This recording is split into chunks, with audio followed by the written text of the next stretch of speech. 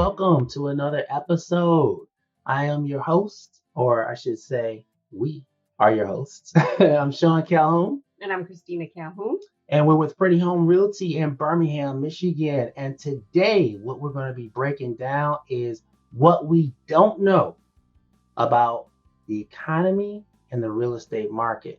So we've been talking about some other things as far as are we in a housing crisis, and we kind of broke down the facts of that. But now today we're talking about this. So there are a few things that we don't know right now. It's just some unknowns. What are some of the things that we need to kind of consider right now? Well, one thing we don't know is whether or not we're going to go into an economic recession. Mm-hmm. So, Economists are predicting that we are. That's the prediction right now. right. And the reason for that is because a lot of businesses and companies have become over leveraged. But that's not a term we use a whole lot. So, can you explain what over leveraged companies are? Yeah. So basically, if you don't have enough money to continue to run your company, you're over leveraged. For example, with a house, a property, over leveraged means again that the value of uh, your home is less than what you owe. So with a company, what they have on hand to run the business is not enough to run it. They have to pay for, various things with the company for staff, advertising, things like that. And then they don't have the sales to back that up right now. So they were okay when things were rolling because the money kept coming in. But if that money stops with them being over leveraged, that's a bad thing. So that's basically what over leverage means. Right. So the question is, will the government bail them out or will they be allowed to fail? So far, they've been providing the companies and businesses with forgivable loans. Right.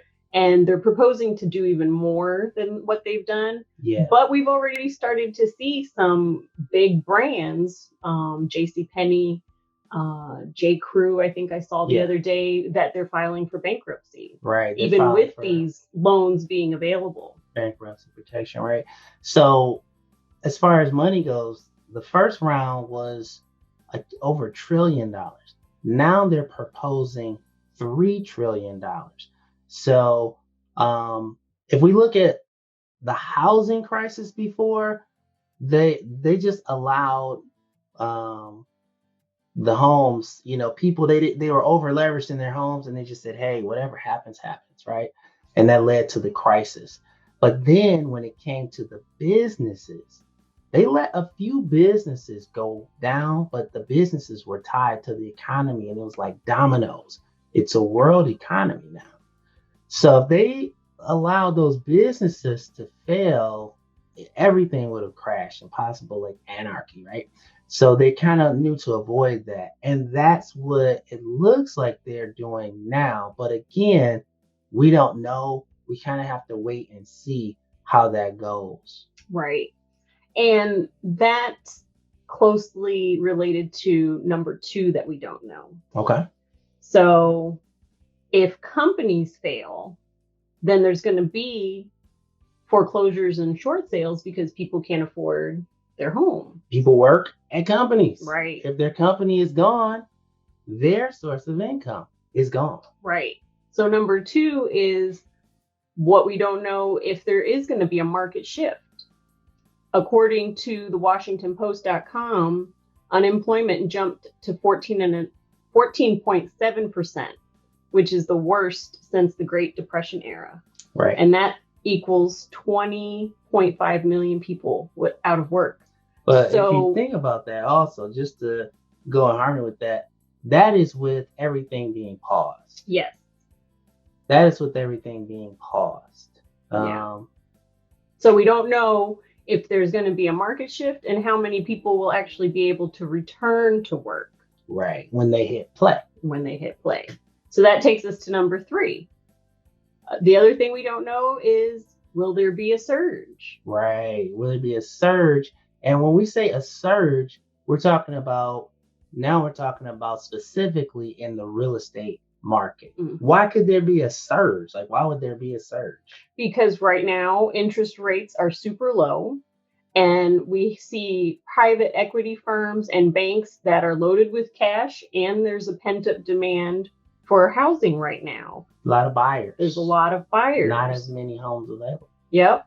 So there could be that surge coming once we hit play and things kind of start up again.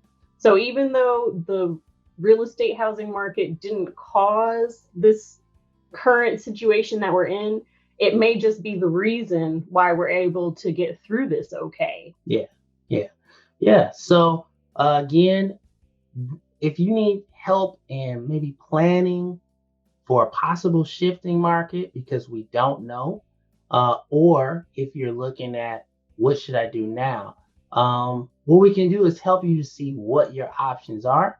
And we hope that you got some value out of this. Feel free to leave a comment and share this, and we'll talk to you on the next episode. When's the next episode? It will be next Wednesday at 1 o'clock Eastern. We're making this a weekly thing, so stay tuned. All right, we'll see you then.